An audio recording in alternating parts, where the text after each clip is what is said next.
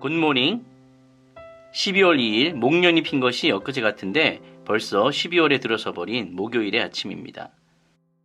쏜살과 같은 시간 속에서 변함없이 늘 함께 하시는 하나님의 말씀에 더욱더 귀를 기울이시기를 축복합니다. 오늘의 말씀은 사사기 16장 1절에서 14절까지입니다. 먼저 말씀을 읽겠습니다. 삼손이 가사에 가서 거기서 한 기생을 보고 그에게로 들어갔더니 가사 사람들에게 삼손이 왔다고 알려지매 그들이 곧 그를 애워싸고 밤새도록 성문에 매복하고 밤새도록 조용히 하며 이르기를 새벽이 되거든 그를 죽이리라 하였더라.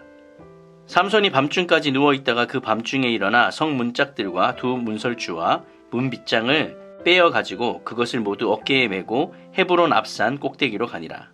이후에 삼손이 소래골짜기에 들릴라라 이름하는 여인을 사랑하며 블레셋 사람의 방백들이 그 여인에게로 올라가서 그에게 이르되 삼손을 꾀어서 무엇으로 말미암아 그 큰 힘이 생기는지 그리고 우리가 어떻게 하면 능히 그를 결박하여 굴복하게 할 수 있을런지 알아보라. 그리하면 우리가 각각 은 1,100개씩을 내게 주리라 하니 들릴라가 삼손에게 말하되 청하건대 당신의 큰 힘이 무엇으로 말미암아 생기며 어떻게 하면 능히 당신을 결박하여 굴복하게 할 수 있을런지 내게 말하라 하니 삼손이 그에게 이르되 만일 마르지 아니한 새 활줄 7으로 나를 결박하면 내가 약해져서 다른 사람과 같으리라. 블레셋 사람의 방백들이 마르지 아니한 새 활줄 7을 여인에게로 가져오매 그가 그것으로 삼손을 결박하고 이미 사람을 방 안에 매복시켰으므로 삼손에게 말하되 삼손이여 블레셋 사람들이 당신에게 들이닥쳤느니라 하니 삼손이 그 줄들을 끊기를 불탄 삼시를 끊음같이 하였고 그의 힘의 근원은 알아내지 못하니라. 들릴라가 삼손에게 이르되 보라 당신이 나를 희롱하여 내게 거짓말을 하였도다. 청하건대 무엇으로 당신을 결박할 수 있을는지 이제는 내게 말하라 하니 삼손이 그에게 이르되 만일 쓰지 아니한 새 밧줄들로 나를 결박하면 내가 약해져서 다른 사람과 같으리라 하니라. 들릴라가 새 밧줄들을 가져다가 그것들로 그를 결박하고 그에게 이르되 삼손이여 블레셋 사람이 당신에게 들이닥쳤느니라 하니 삼손이 팔 위에 줄 끊기를 실을 끊음같이 하였고 그때에도 사람이 방 안에 매복하였더라. 들릴라가 삼손에게 이르되 당신이 이때까지 나를 희롱하여 내게 거짓말을 하였도다. 내가 무엇으로 당신을 결박할 수 있을는지 내게 말하라 하니 삼손이 그에게 이르되 그대가 만일 나의 머리털 7가닥을 배틀의 날실에 섞어 짜면 되리라 하는지라.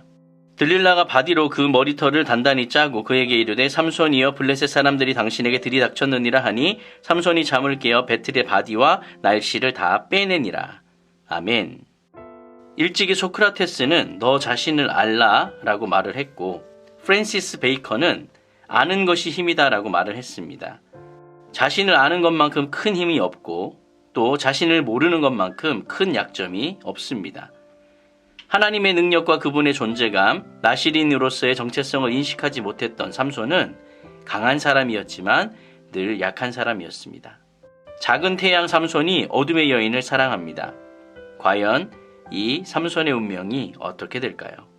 삼손의 인생은 3명의 블레셋 여인과의 연애담으로 전개가 된다라고 앞서서 말씀을 드렸습니다. 첫 번째 여인이었던 딥나의 여인을 떠나서 이제 그 배경이 가사 그리고 소래골짜기로 바뀝니다. 삼손은 블레셋의 가장 큰 성읍이었던 가사로 내려갑니다. 늘 그랬던 것처럼 홀로 이 압제자의 성읍에 들어간 행동 이 자체를 보면 참 무모해 보이면서도 때로는 용감해 보이기도 합니다. 그러나 이번에도 그는 여자를 그것도 기생을 찾습니다. 한편 삼손이 가사에 떴다는 정보가 입수되자 그곳 사람들은 밤새 집을 에워싸고 성문에서 매복하고 있었습니다. 새벽녘에 그가 나오면은 어디서든지 기다리고 있다가 그를 죽일 계획이었습니다. 앞서서 아스글론이라는 지역 그리고 딥나 그리고 레히에서 삼손이 저질렀던 일들이 소문이 났을 터이기 때문에 가사 사람들도 삼손을 요주의 인물로 경계하고 있었을 것입니다. 그런데 삼손은 그들의 계획을 비웃기라도 하듯 자다가 일어나 밤중에 성 문짝들과 두 문설주와 문빗장을 뽑아 메고 헤브론 앞산 꼭대기로 갔습니다. 가사의 힘과 안전의 상징이었던 성문을 통째로 뽑아 들고 간 그 행동은 그동안 삼손의 횡포가 주었던 공포와는 또 다른 모습의 공포였습니다. 그리고 그 공포감이 가사와 블레셋 전역에 퍼졌습니다. 가사에서 헤브론까지의 거리는 64km 이상의 거리 정도 되는데 마라톤의 완주거리인 42.195보다 22km나 더 먼 그런 거리입니다. 지중해의 낮은 해안에서부터 출발해서 유다 산지의 해발 930m에 위치하고 있는 헤브론까지 가는 길에는 높고 낮은 구릉이, 높고 낮은 언덕이 있었을 것입니다. 성문을 드러내는 것 자체만으로도 삼손의 괴력을 우리가 알 수 있지만 그것들을 들고 그 먼 길을 간 것은 그의 초인적인 힘을 더 부각시켜주는 그런 일입니다. 삼손은 유다의 중심지였던 헤브론의 앞산에 가사를 상징하는 성문을 옮겨다 놓음으로써 블레셋에 대한 승리를 이스라엘 백성들에게 전해줍니다. 그러나 아이러니하게 삼손은 이후에 가사에서 온갖 모욕과 고초를 당하게 됩니다. 블레셋 딥나의 여인을 아내로 삼았다가 잃어버리고도 삼손은 다시 홀로 무모하게 블레셋의 가사로 가서 이방 여인을 탐합니다. 그를 생포하려고 그곳 사람들이 밤새 성을 에워싸고 지켰지만 밤중에 삼손은 오히려 성 문짝들과 두 문설주와 문빗장을 뽑아 그것을 헤브론 앞산 꼭대기로 가져가 버립니다. 블레셋 앞에서 하나님의 권능을 보여준 것은 참 좋은 일이지만 그의 불순종이 언젠가 이 가사로 돌아와 엄청난 수치와 고초를 겪게 할 것이라는 것은 아직 몰랐습니다. 두 번째 파트에서 우리가 살펴볼 삼손의 모습은 이제 가사라는 지역에서 다시 소래골짜기로 장면이 바뀌게 됩니다. 그리고 삼손의 세 번째 여인인 들릴라라는 여자가 소개되고 있습니다. 들릴라는 삼손의 세 명의 여인 중 유일하게 이름이 언급되었고 특별히 그가 사랑하는 그런 여인으로 남아 있습니다. 지금까지 삼손은 한편으로는 영적으로 도덕적으로 타락한 모습을 보이기도 하고 또 한편으로는 블레셋과의 충돌을 통해 이스라엘을 구원하는 모습을 보이기도 합니다. 그러나 하나님의 일을 한다는 점을 명목 삼아 그분의 말씀에서 벗어나는 행동을 한다면 그것은 자신도 그리고 하나님도 속이는 일이 되는 것입니다. 삼손의 이야기를 통해 하나님은 선뿐 아니라 악을 이용해서도 당신의 뜻을 이루시는 전능한 분이라는 사실을 우리가 확실히 알 수 있습니다. 그러나 동시에 그의 백성은 오직 하나님의 눈에 합당한 대로 살아야 할 책임이 있다는 것도 우리 가운데 가르쳐 줍니다. 블레셋의 가장 골칫거리였던 이 삼손을 놓고 블레셋 5대 도시 군주들이 모여 대책을 논의합니다. 현실적으로 그를 맞설 수 있는 강력한 용사도 그리고 어떠한 방법도 없는 것처럼 보였습니다. 그들이 낼 수 있었던 최선책은 삼손이 사랑에 빠진 그 약점을 이용해서 그의 여인을 매수하는 것이었습니다. 삼손은 이전에도 딥나 여인의 유혹에 넘어갔었던 그런 전력이 있기 때문에 이 방법이 가장 승산이 있다라고 그들은 판단했습니다. 그래서 이 방백들이 들릴라를 찾아가 그녀를 매수합니다. 이 방백들이 들릴라에게 제시하고 있었던 돈은 은 1100세겔입니다. 즉 5방백들이 각각 이렇게 제시를 했으니 전체로 따진다면 총 5500세겔의 은이 되겠습니다. 킬로그램으로 따지면 67.2kg에 해당되는 어마어마한 액수를 제시하고 있습니다.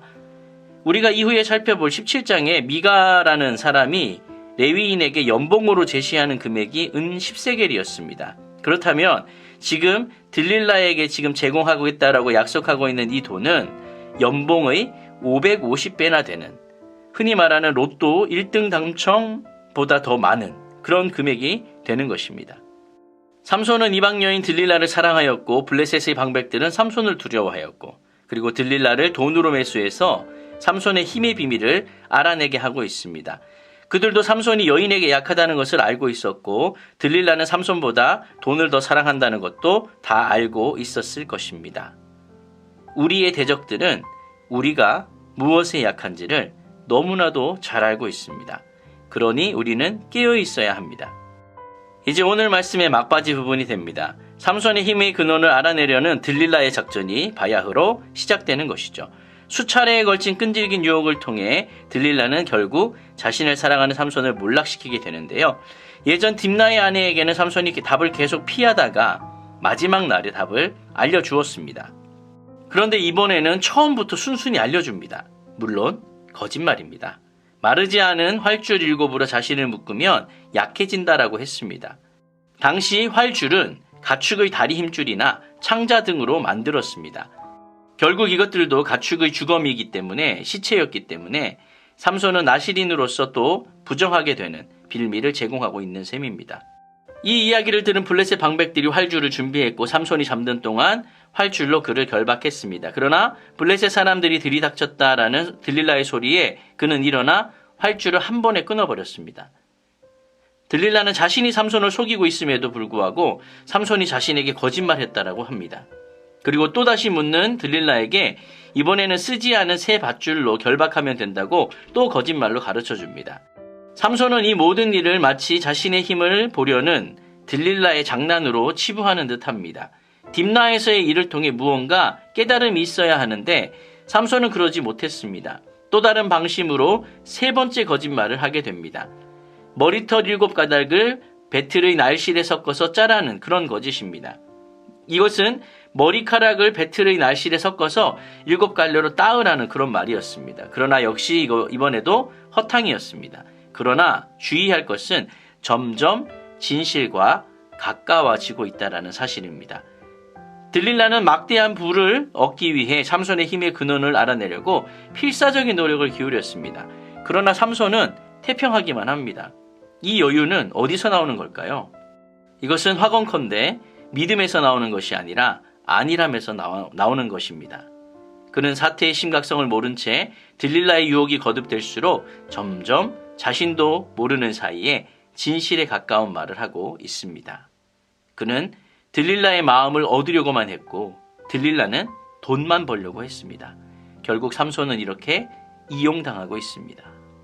오늘 말씀을 정리하겠습니다. 삼손을 이길 수 있는 사람은 그 누구도 없었습니다.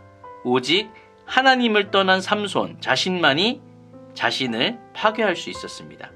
죄를 이기는 것은 바른 지식으로는 부족합니다. 성 아우구스티누스가 이런 말을 했습니다. 선한 것을 아는 사람이 선한 사람이 아니라 선한 것을 사랑하는 사람이 선한 사람이다. 여러분, 우리 안에는 누구나 다 삼손과 같은 모습이 있습니다. 삼손이 어떤 사람이었습니까? 나실인이었습니다. 나실인이었음에도 불구하고 자신의 눈에 옳은 대로 행하는 사람이 되고 말았습니다. 여러분, 분명히 말씀이 기준이 되어야 합니다. 그러지 않았을 때의 처절한 아픔을 우리는 지금 삼손을 통해 배우고 있습니다. 배움에는 반드시 변화가 일어나야 합니다. 변하지 않은 배움은 제대로 된 배움이 아니고 실패한 배움이 되는 것입니다. 우리의 삶을 한번 돌아보기를 원합니다. 나의 삶은 하나님의 말씀이 기준이 되고 있습니까?